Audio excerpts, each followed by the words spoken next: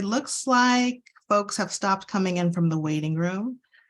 So I think we can go ahead and start, because if it's anything like my presentations, there's always a lot of information and not enough time. So I'm going to go ahead and start. Welcome, everyone, to our 7th annual Teach for LA virtual workshop series. It's so nice to see everyone here. Thank you for choosing this session.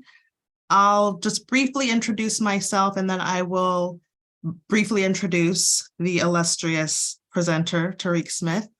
Notice we have the same last name. The presenter is, in fact, my husband. Yes, he's awesome, not just because he's my husband, but he's amazing at what he does, and you will find that out in just a moment. So my name is Dr. Marini Smith. I teach both education and child development classes at West LA College. I've been an educator for many years, going on about 25 years. I love, love, love what I do.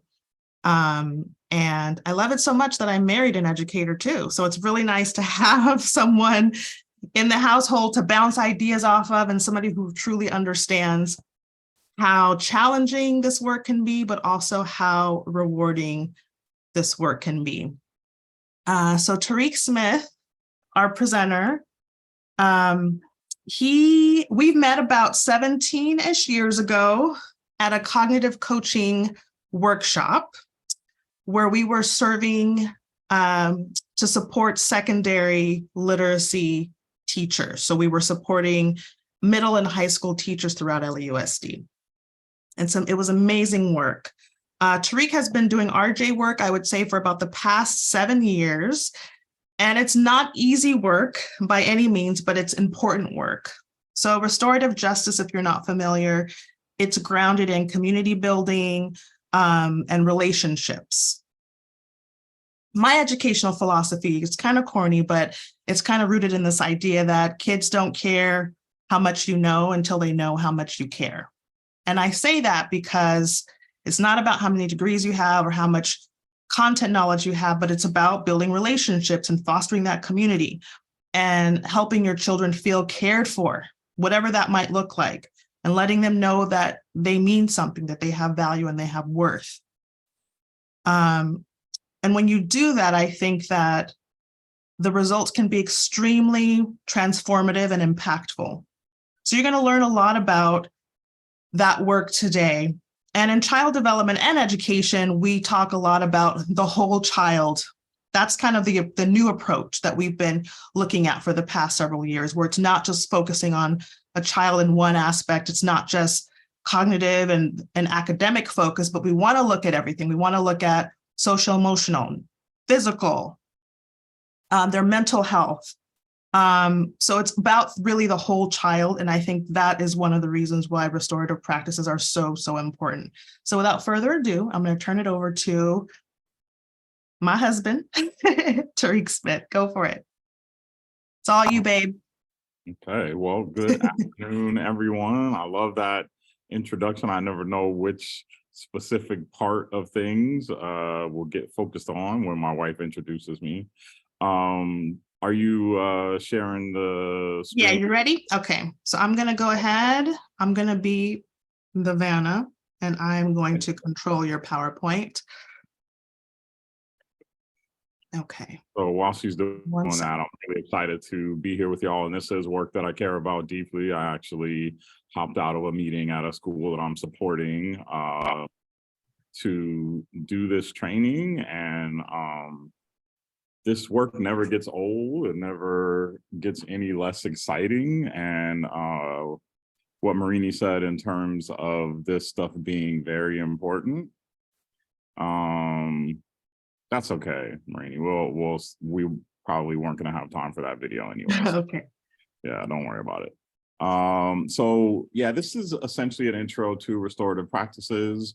I always have how we feel matters as part of my first slide, because that's where I live, and the work that I do is like really honoring and respecting how our students show up and how they are feeling and what they are living with. And I work pretty much exclusively with Black and Brown students, and I feel like this message is especially important for them. as folks who are members of marginalized communities, oftentimes our feelings are not considered valid or as important. And a lot of times we are not given the luxury of really prioritizing our mental health. So yes, how we feel matters. You can go ahead and go to the next slide. This is a landing page. It is case sensitive, so make sure that when you're typing that you type it in exactly as it appears. So yeah, this is the page where you can see all of the information that's relevant for this particular presentation. It has this slide deck, the whole slide deck. It has extra resources. It also has a link for a couple of the things that we'll be doing during this presentation. So as we go through, it'll be helpful if you have this landing page already open.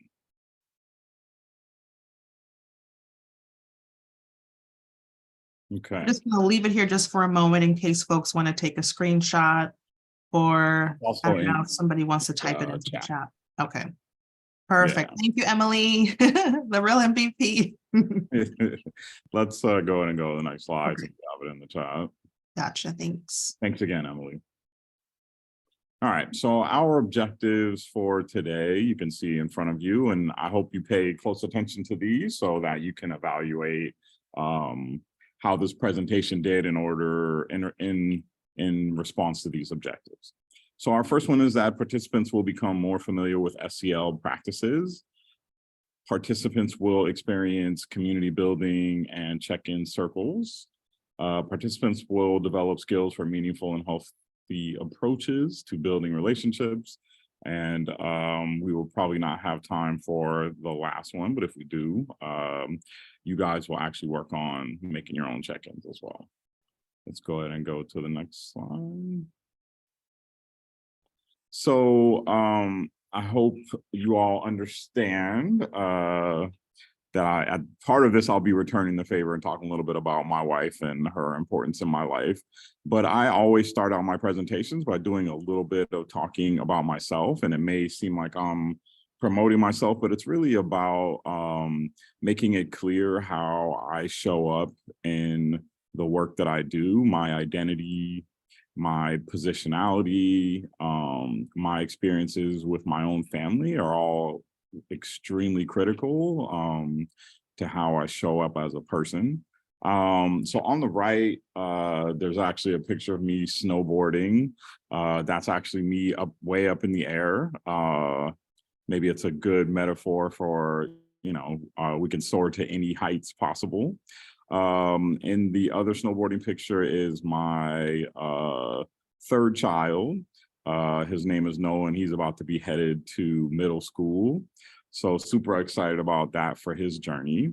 And then in the main picture that has all of my children and my lovely wife, sitting on my lap is my son, Colson, who we call Coco. And I bring him up because he has been super important in me understanding rights around special education.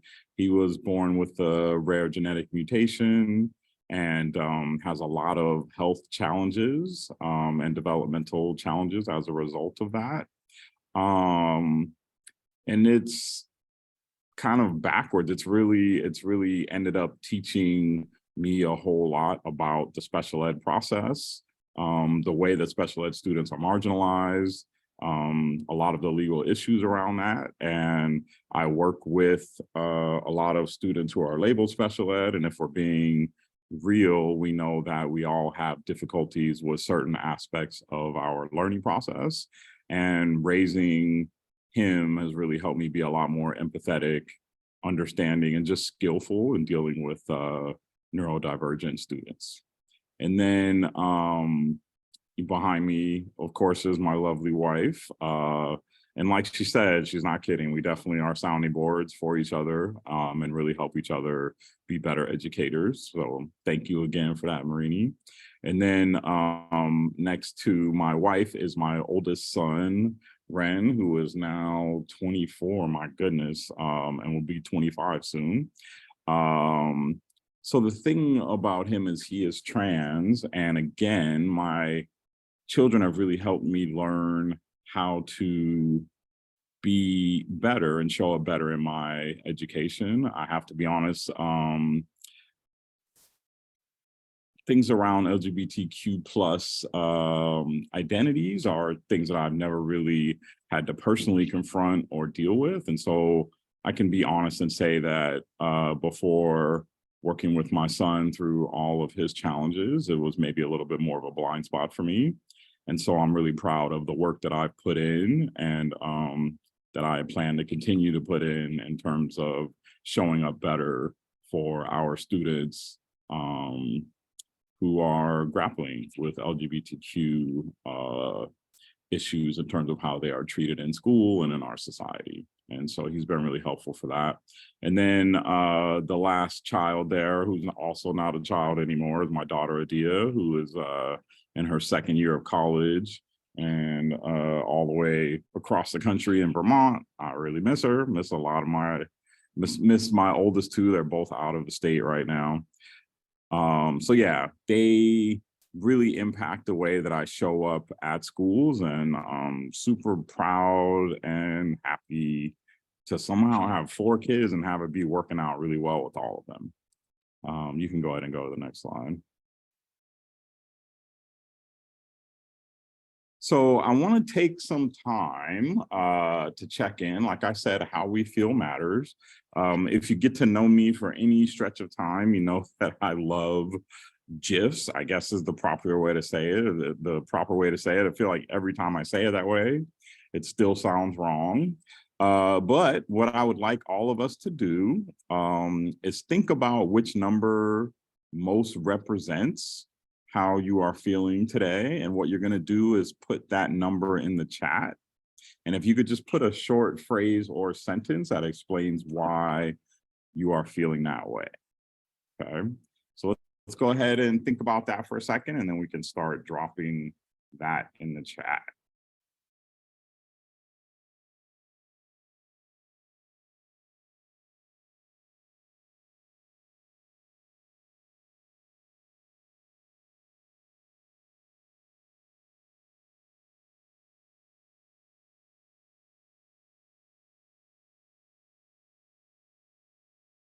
All right, they're starting to come in. It looks like we have a lot of 5 so far, which is understandable.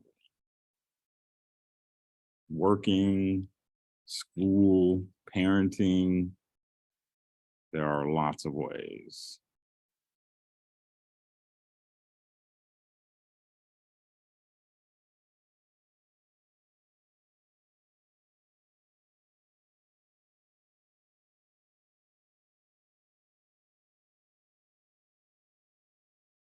All right, well, I'm seeing plenty of 1s too, so that is great to have that in common with you.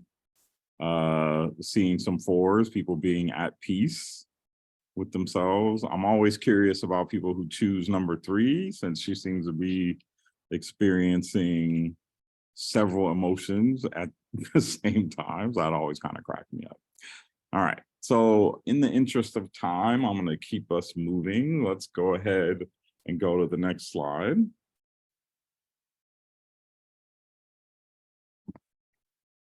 All right, so I'm going to talk about this very quickly. So I think as I'm presenting, I really like to point out the concept of triple track agendas. And essentially with any learning that I'm presenting, I really like the people who are in the process with me to think about the learning in 3 different ways. So the first is obviously for you as a learner.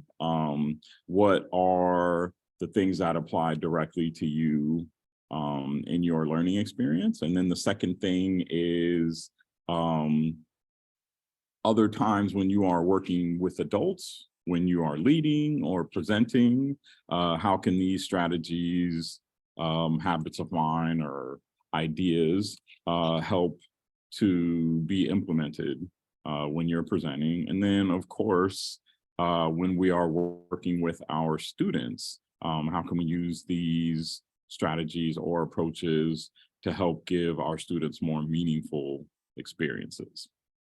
Okay. Thank you. All right, already on it. I saw the finger pointing to the next slide. You're on top of things. I appreciate it. So this is a quote that I often like to start presentations with to kind of ground us in the work around restorative practices. So the truth is, belonging starts with self-acceptance. Your level of belonging, in fact, can never be greater than your level of self-acceptance, because believing that you are enough is what gives you the courage to be authentic, vulnerable, and imperfect. And so I'd just like all of you to kind of think about that quote for a little bit. Think about what resonates or stands out to you, or what appeals to you about the quote, or even if you disagree with parts of it, things that you would want to push back on. So let's just think about that for a little bit. And then if a few of you don't mind sharing a quick reaction in the chat, or if we even have some brave souls that might want to come off mute and give their thoughts or reactions to this quote.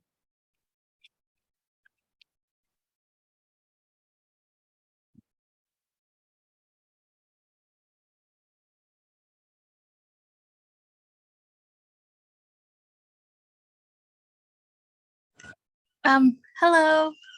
Hello. Hi, my name is Carmen. So after my reaction of this quote, I really do agree with it, because I feel like if you are yourself, you can, others around you can actually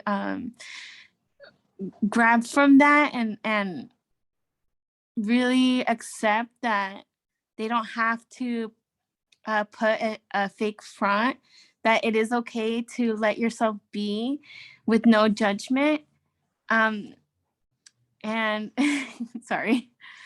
And if once you accept who you are, those around you will really start,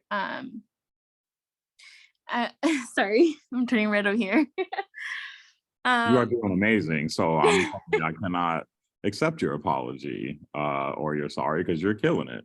So yeah, keep going. Whatever you're comfortable with saying, I really appreciate what you're sharing so far. Thank you. Yeah, because I actually went through that. I would say, like, there was a rough patch of me. I didn't know how to really be myself because I didn't know how others will take it. Yeah. But once I was like, okay, I don't need to copy other people.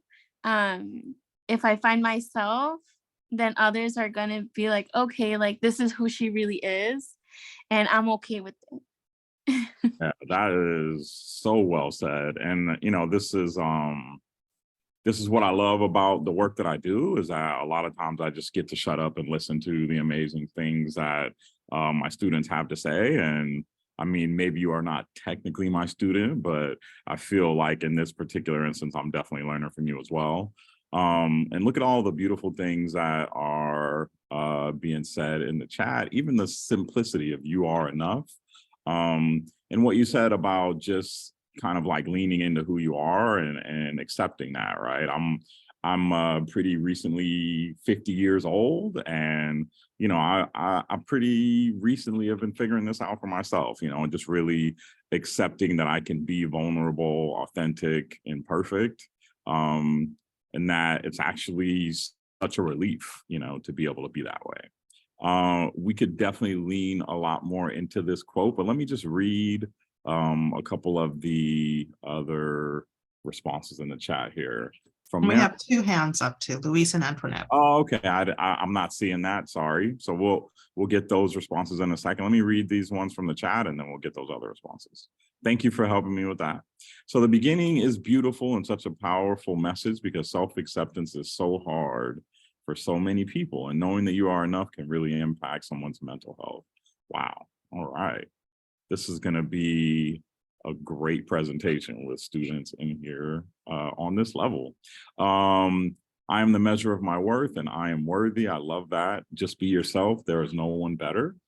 So yeah, let's hear from, let's see here. Let me look at our raised hands here. So we have Luis and then Antoinette. Okay, thank you. Sure.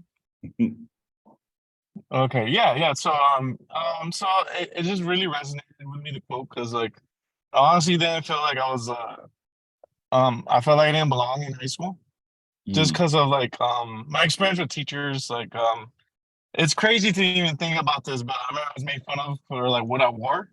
Because I'm from Mexico, and so I wear like shirts from soccer, clubs from there. And then I guess there's one teacher, he didn't make me feel good, so like he like would like make fun of me because I wear that.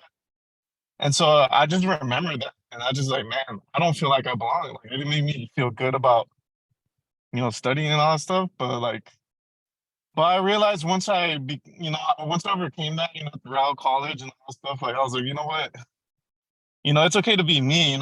I like if I'm gonna be a teacher, I'm gonna learn like to treat my students with love and respect, and not put them down because of like differences like with what I wear or what they wear. So I just wanted to mention that. It really resonated with me. that's so well said. And yeah, I'm sure you are not the only one in the Zoom who had experiences with teachers who did not necessarily build them up, right? I can definitely personally relate to that.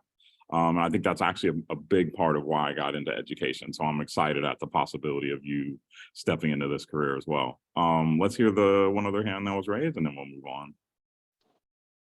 Hi. Yeah, this quote really touched me and made me think just being in school, when I was in high school, middle school, we live in a time where you try to belong, you want to fit in, and you don't really want to be yourself. You want to kind of fit into the group. And if you are a little different, it makes you kind of like, I guess, the odd one out. So you try to conform yourself to be like other people.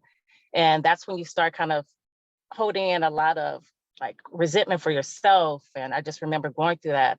And I just remember it's like, I can't wait to get out of high school, all these little cliques and all this, I don't want to be a part of it. And then you just kind of, once you start to get older, you start being yourself. I remember my grandma was like, I can't wait to when you get older, you don't care about anything anymore. You just be yourself. You say what you want to say, you do what you want to do. And sometimes she would say things, she was blunt with everything now. It's just like you get to be who you are. You don't care what other people think anymore, and so I'm kind of getting to that point in my life. And like when you said, like, you're 50 years old, I'm 42, and I'm still like, I'm just trying to find myself. Like I'm really being myself and being authentic. And I really don't care if you like it or not, because you don't have to be my friend. Like we're going to move on. So yeah, just having that and knowing yourself, it feels really good. Yeah, that's beautiful. Thank you so much, Antoinette. And I'm going to bring this back to the work and the population that I work with. One of the things that's super important to me as a Black male specifically is to model vulnerability with my students, to really give them permission to like be real and not have to put up a front in order to be accepted. And it's definitely work. You know what I mean? There's a lot of fear and worry around like putting yourself out there in a real way. But I love the possibility of that. And so I'm always pushing that for our students. Let's go ahead and go to the next slide. Awesome. So we're gonna watch the first couple minutes of this video. It does a really good job of kind of framing restorative justice. And Oakland was one of kind of the first places that started implementing restorative justice, and they've kind of in a lot of ways led the charge for RJ to be implemented as an alternative to the school and prison pipeline. So yeah, let's go ahead and watch the first 3 minutes of this.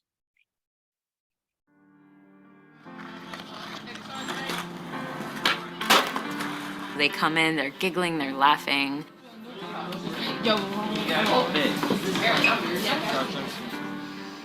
And there's just like a lot of kind of like giddy, intense energy. Coming from what? And then the circle and their relationships with each other actually kind of like quiet something in them and allow them to be more present for each other.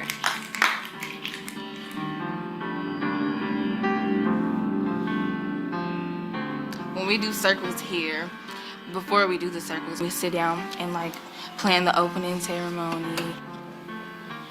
It lit. My great hope is to laugh as much as I cry, to get my work done and try to love someone. And I have enough courage to accept the love in return. Maya Angelou.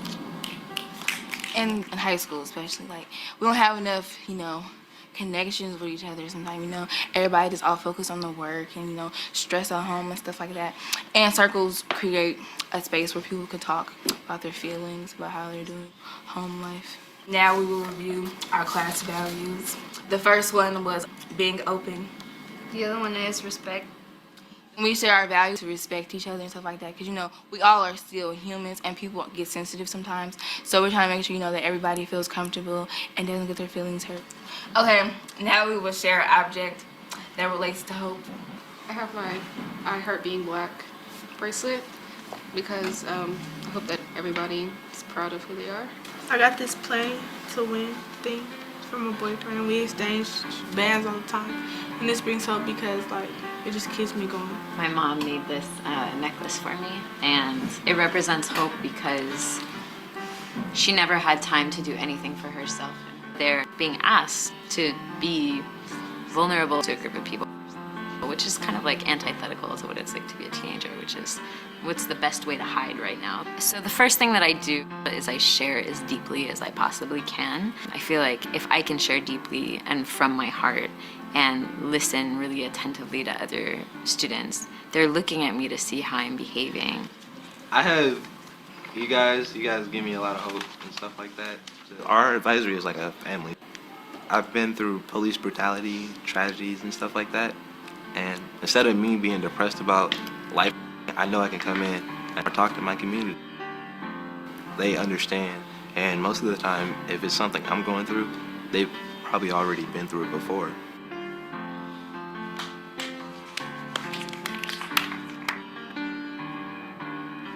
People act like they shy and stuff. Did you want me to pause it there? Yeah, so we're gonna go ahead and move on to the next slide. I know this is a great video to watch all the way through. So hopefully now that you all have the slide deck from the landing page, there are parts here that I had to kind of speed through a little bit to make sure we get to the important stuff, or the even more important stuff, that you'll have the opportunity to go back and look at that. All right, so I wanted to just spend a little bit of time giving you some background. This triangle that you see in front of you is essentially the 3 tiers that informs all of the work that I do. And the idea with this tier level of support is tier 1 should be something that all of the students in the school are experiencing that helps them participate in positive community. And so what that looks like in a lot of the schools that I'm supporting and working with is that we have community building circles, which you just saw an example of, and you saw how connected and meaningful it was, right, for the students who are participating. And you could even see the teacher herself being vulnerable and talking about the importance of that vulnerability. Social emotional learning, which is around your emotional intelligence as a student and learning skills and approaches to managing your emotions. And then effective statements and questions are something that we're going to cover a little bit more in detail in a second. But the idea of really truly practicing empathic listening, a lot of times when students make mistakes or when they need support, it's what did you do? Why did you do this? And all of that. And it immediately puts students on the defensive and can even be more triggering for whatever struggles are already going through. So those are things that all students should get. The tier 2 and 3 is more targeted for students who may be struggling or have more issues because of trauma or things that they've gone through. An important thing that happens. In this level is re-entry circles. We have students, that maybe go away for trips to their home country. For example, if they come back, we wouldn't just want to drop them back into school and say, hey, catch up and figure it out. It's important to circle up with those students and make sure that they have access to the resources that they need in order to be successful. So these restorative practices are really about, you know, meeting the kids where they are at and giving them the positive experiences that connect them to the school rather than, you know, making it a place that we just kind of like suffer through. Let's go ahead and go to the next slide. So in the video, it talked about RJ and restorative justice. I do like to think of this more holistically and comprehensively now in terms of social emotional learning, in terms of overall approaches to building positive community at a school. And I think of that as restorative practices. And then next slide. So some of the things that we'll be covering today are restorative justice questions, restorative language, community building circles, but you can see that there are lots of strategies that are kind of like the go-to elements of restorative practices that if a school is implementing these things properly, all of these things are in play. Next slide. I'm gonna go ahead and have us skip this one. I left this in, but I had a feeling we probably weren't gonna get on how to build restorative. And this is, we'll also skip this one.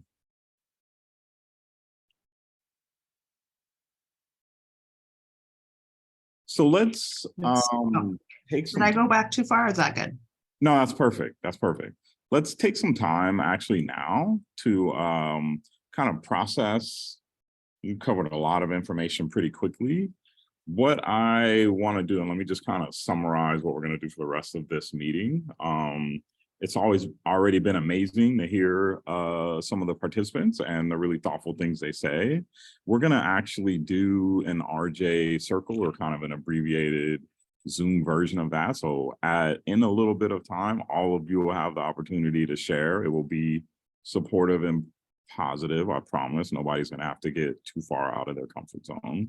But before we do that, I just wanted to take a little bit of time for us to maybe talk through some of the things that you guys have learned or figured out already from the information that's been presented. And that could be the video, that could be what you liked about the check-in, or any questions that you might have. So let me give you a little bit of time to kind of process what's already been presented. And then if you have a question, you can either come off the mute or post your question in the chat.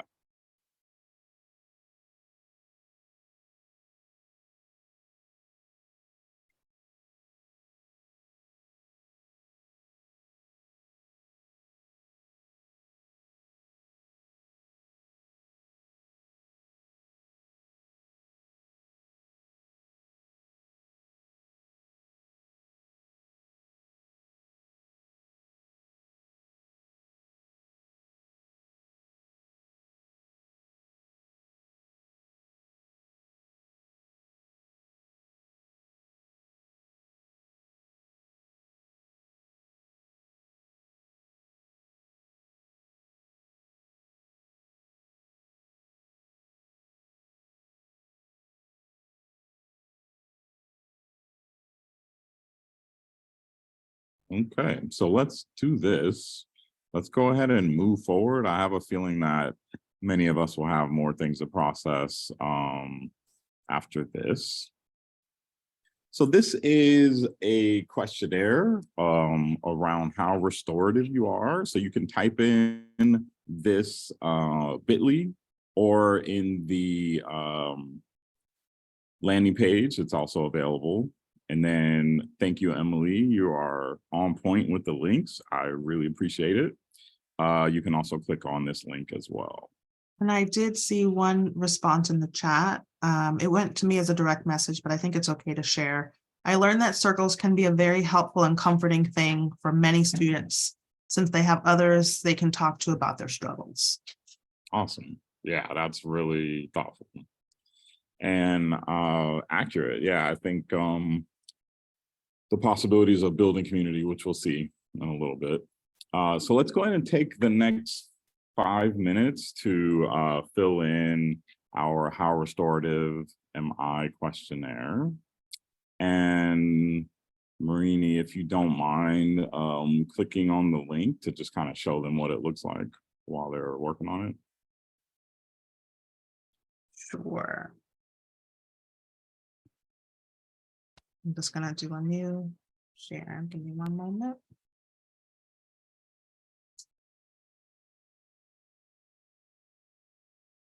So it is a Google form. If you clicked on the link, and it will look like this.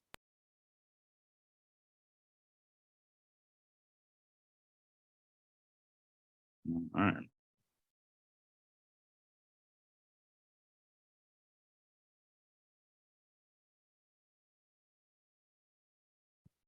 So for number 2, I would put often. My wife would probably disagree about that one. That is true. So self-reporting versus someone else reporting for you, I'm sure the results are going to always be skewed, right? That's okay. We're telling our truths today. It's okay. So is everybody doing okay accessing this Google form? I'm assuming by the silence that means yes, but if you need support or help, please let us know. Okay, thank you, Louise, for the thumbs up. All right, awesome. So we have a couple minutes to work on that.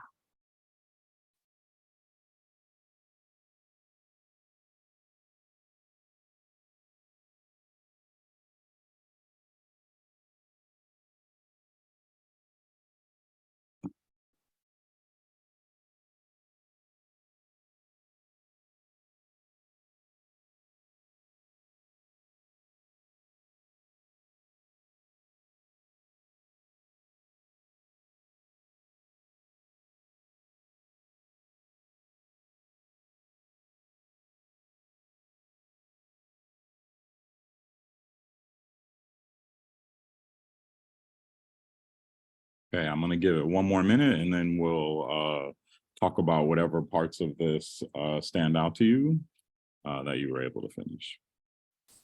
And then you can go ahead and go back to the slides, Marini. Sure. Thank you.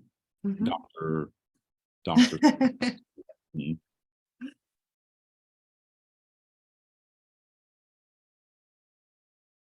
So I have a couple of questions just for us to think about. What is our reaction to the survey? What do you already do well and what could be improved? So anyone who would like to speak to our first one, what is our reaction to the survey, either in the chat or you can unmute.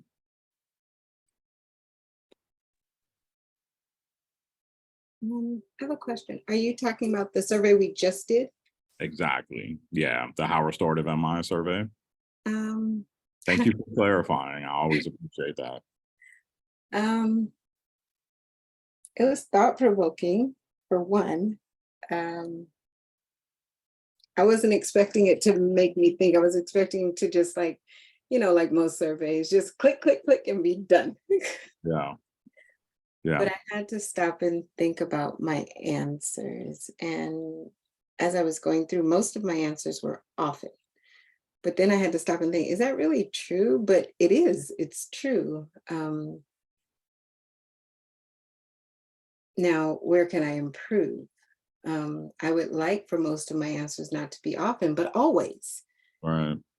So, I just have to take a little more time in what I do and how I interact. Absolutely.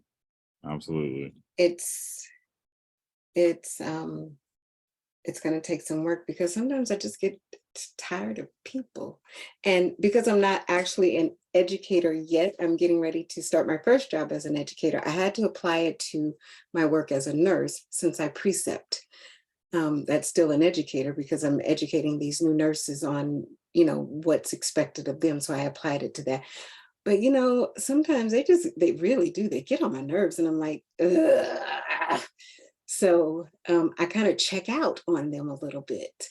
Yes. because I think they want a lot of hand holding and babying, and they feel entitled. Oh, And then I had to apply it to, it was a children's ministry teacher, and that's a class of 40 kids. And the age range was 7 to 12. Big right. age range with 40 kids, and I had to apply it to that. That can get very tiring. And it wears on you after a while. And then you wonder, what are these parents doing with these children at home? And so you want to go hem up the parents, and you very well can't do that at church. You have to keep this demeanor, because we have very strict rules, Yeah, I even love stricter than in everything. education. So I have to go back and look at this restorative, because that would be something very good to bring to the church. This restorative, because sometimes they come and they're very broken. Families are broken, children are broken. It's just a whole broken system, and they come to us to be fixed. And so I need to really fix me even more. Yeah, thank you so much for that. Yeah. I'm in the interest of time, I'm gonna connect what you're saying and kind of thread us to the next thing. Everything you're saying around your patients being tested and like really working with, whether it's in the nursing field or whether it's in your church setting, working with people who need help at a level that can be challenging, right? Like that's just the reality of education. And I know that for me, I really have to be thoughtful about how I show up, or those conversations can really change, right? Can really take a different turn in a direction that you weren't initially intending. My students can often be really challenging around that. So I want to make sure that we have time. I know that there are other people who want to speak. I saw Luis raise his hand a while back, but I want to make sure that we have time for our circle. So I'm going to move us forward. And again, I apologize, but everybody is going to have a chance to have voice here. These are the restorative questions, which you can look through more because you have the presentation. Let's go ahead and skip to the next slide. So we're going to do what's called a check-in circle. And this is kind of like a breakdown of the purpose. I put in the landing page also some books if you're really interested in this and you're a nerd like me and like to geek out and do as much research as possible about whatever topic you're into. There are some suggested readings, and one of them is Circle Forward, which is kind of like the Bible for restorative justice. Let's go ahead and go to the next slide. So we're going to try this really quickly. And this again, the emphasis is on the importance of how the people that we work with are feeling and doing, right? And RJ circles are really about centering the importance of that. Let's go to the next slide. So these are the components of a circle, and there's another article in the landing page that gives you a lot of depth about what each of these things are. Let's go ahead and go to the next slide. So I like to often start out our circles with mindfulness. I want to make sure I honor your time and get all of you out of here by 5. So we're going to skip the breathing. Let's go ahead and go to the next slide. So this is a breakdown of the circle, kind of its almost mystical property. There's something really beautiful just about how a circle is shaped. And I feel like it's even more so when you have a bunch of amazing young students sitting in a circle. There's something really powerful even about how it looks visually. But the circle is perhaps the most ancient of mystical symbols and the most universal of all dances. It is the earth and the sun in eternal movement, an unbroken line symbolizing continuity and eternity. The circle creates community. It is the perfect democracy. There is equality. The circle is charmed because it encloses emptiness, an emptiness constructed by and charged with the concentrated energy of our moving, connected bodies. Encircling is the incorporating, the giving and receiving of power. In the process, a higher being is discovered, namely the group soul. So this is the opening for our check-in, which we're about to do. Let's go ahead and look at the next question, or the next slide, excuse me. So these are our community agreements. The first is to respect the talking piece. When we are doing this on a Zoom, we don't actually have a talking piece, but it is the rule of one mic. So one person should be speaking at a time. The next is to speak from your heart. Whatever you say should be important to you and your truth. Listen with your heart. Listen with respect.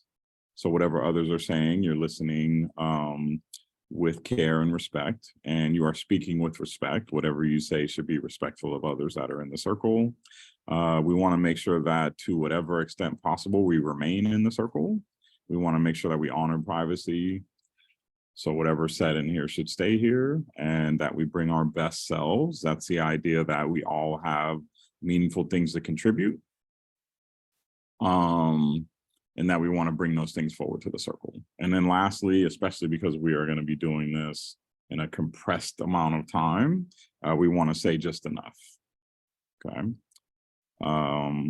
So our check-in question is, what are the roses and thorns in your life of the past week? Okay.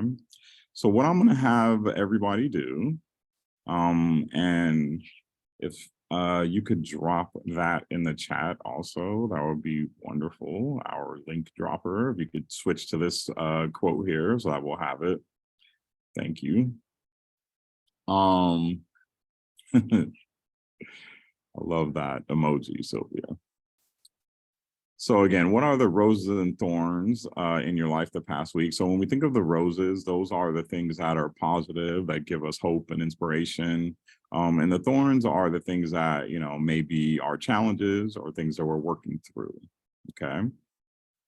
So you can go ahead and stop sharing so we can see everybody's faces. So this is going to be a little bit of a challenge for y'all. My humble request is going to be that everyone, whenever possible, hopefully it's the overwhelming majority of you, if we could take our screens and put our wonderful, lovely, beautiful faces on them, so that everybody can see each other when we are talking. I think that would be amazing. I'm going to switch my view so that I can see it as a gallery. So if you're at all able, I know some of us may be driving, some of us may be taking care of children, some of us may be haven't gotten our hair done in a while. There might be a whole myriad of reasons why we don't want to turn our camera on, and I understand that. But if at all possible, if you can turn your camera on, that would be great. And what I'm going to have you do is those who would like to share, if you could put your number. Let's see here. So we'll do it like this. You're going to type your name in. I will start. And if you are willing to share, you're going to put your name, and we will end up going in the order of those names and how they're listed.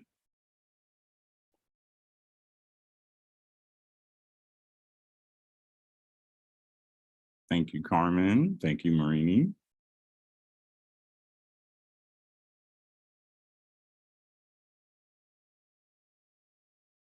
And this is a safe space. If for whatever reason you do not feel comfortable sharing, you don't have to type your name, and I understand. You will not be judged.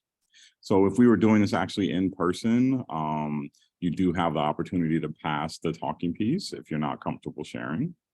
But I'm seeing a lot of names popping up here, so I'm looking forward to hearing from you. All right. So I will start. I'm going to keep my answer as short as possible. So the rose from the past week for me is actually something that happened last night. The Lakers won game 1 of their current series, and I'm trying not to care about this team because they're so up and down, but I am so excited, and especially about how they won. And then a thorn, and I think I might not be the only one dealing with this, but it is so scary how we seem to be past this pandemic, and yet a lot of people are still getting sick.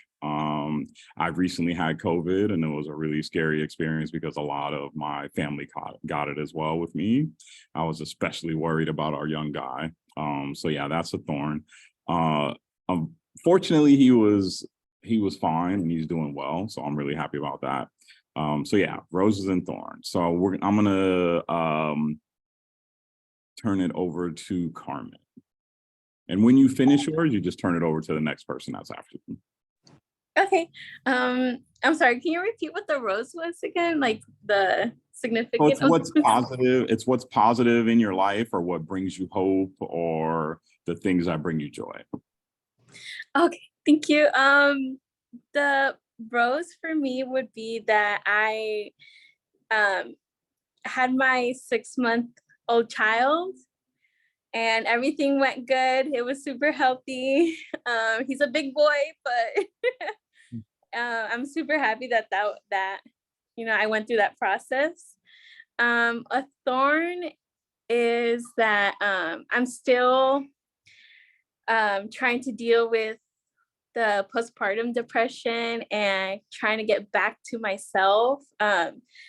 And going back to school was helping me in a bit, but then I kind of lost myself. So I'm hoping that I can finally stick through everything and find my way to find myself in something that I enjoy. Thank you for sharing that, Carmen. And Tarik put in the chat, congrats, that is real, and I hear you. I hear you too. So thank you. I think the next person, oh, it's me. So quickly, a rose would be seeing my son Noah give me a sneak preview yesterday of his last 5th grade performance. It's a dance to the song Ghostbusters. I had him show me and it was amazing. So he's not really big on performing, so it was really nice that he didn't mind showing me. That was awesome. And a thorn would be, there was some fraud on my bank account and I had to get a new card. And my husband knows I hate change. So getting a new card and having to start and change on all my accounts, very irritating. Okay, so I'm going to turn it over to Deetra. A rose would be being able to look at my 2 little ones. I have 5, but the 2 youngest ones, telling my youngest that I love him and meaning it from the heart, because that's been a road. Yeah. So a thorn.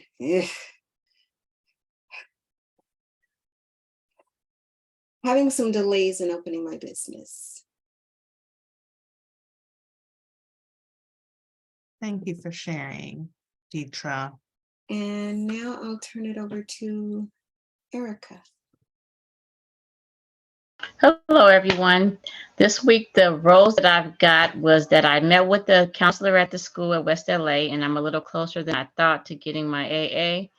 The thorn is that they don't offer the classes that I need for the summer for child development or winter, so that kind of put me back a semester or 2. And I will turn it over to Thelma.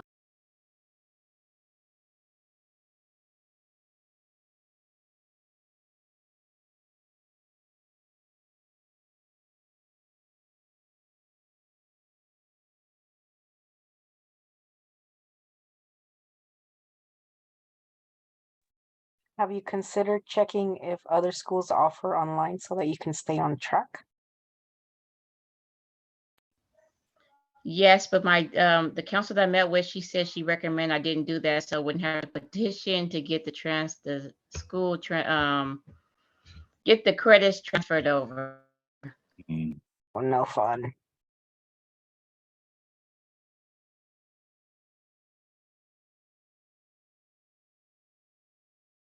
Is Thelma still in the Zoom?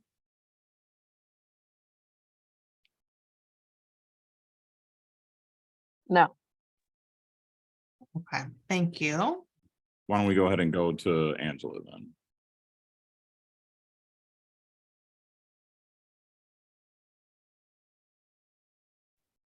Hi, everyone. Angela. One of my, I would say my roles definitely is being able to do what I do. I have been enrolling students that are graduating with their high school diploma into Rio Hondo College. So that, and it's my older students, the students finishing at the adult schools. So they are so hopeful that they're able to continue with their studies and, you know, get into the workforce, because ultimately that's what they want to do. So getting that education at a later age makes a big difference. Now what is it, the other side, I'm going to complain a little bit regarding my my restorations at home. I have a bathroom that needs fixing.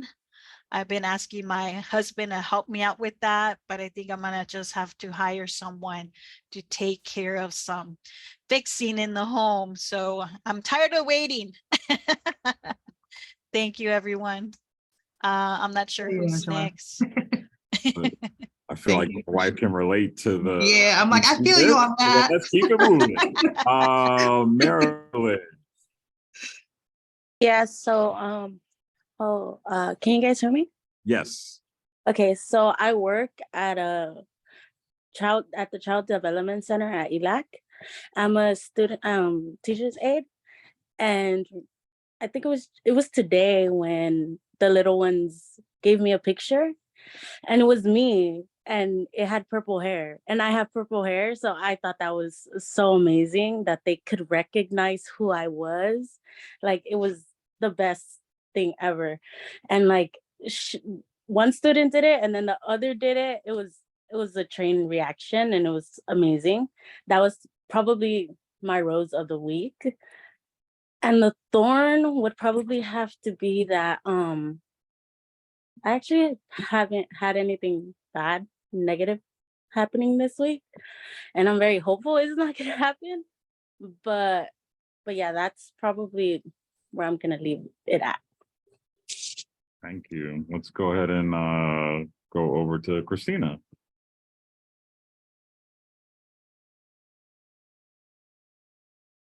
She can't speak right now, so maybe the next person would be Eli or Ellie. Eli. And we're at 5 o'clock, by the way. Oh, yeah. Do you want to just have the last person share and then you can wrap up? Yeah, for sure. Is Ellie here? ELY? Doesn't look like they're here, so maybe just wrap up. Let's wrap it up there. If you want to just share the last slide, if they Sure. have time, they can give their reaction to the presentation. And as that's happening, I just want to thank everybody for being here. You can see even through a Zoom, and even with us looking at little tiny boxes of each other, how important connection and community are. It is so important that we create these spaces where we can share and we can be seen and heard. And we are all adults, and, you know, having come through whatever healing and growth and learning needs to happen for us to make it to this point that we are at in our lives. And that is obviously to be celebrated. But we need to also remember that our students who are still in the middle of it, still going through it, really need these spaces as well. And so that's why I am always advocating for restorative practices to be implemented, especially for our Black and Brown students in urban schools. And so I hope all of you enjoyed the presentation, even though it was rushed, even though we are not in person. There are still a lot of meaningful things that were said by the participants that made me really excited and fulfilled. My information is included in the landing page. So if any of you have any further questions or want to chat more about any of this information, I'm more than willing to do that. And really excited to have the opportunity to present to all of you. And sorry for, despite my best efforts, going a little bit over there. And I'll still be on the Zoom for a little bit if anybody has any questions or needs anything in the moment. Thank you everyone for being here. I put the landing page link back into the chat in case you missed it. So it's got everything. But just in case you do miss it, just so you know, by next week, all of the workshop materials will be uploaded to the teachlaRC.org website and also the CPTP. Both of these, the CPTP website, you'll have access to resources from all of the presenters over the last 2 days. So thanks again. All right.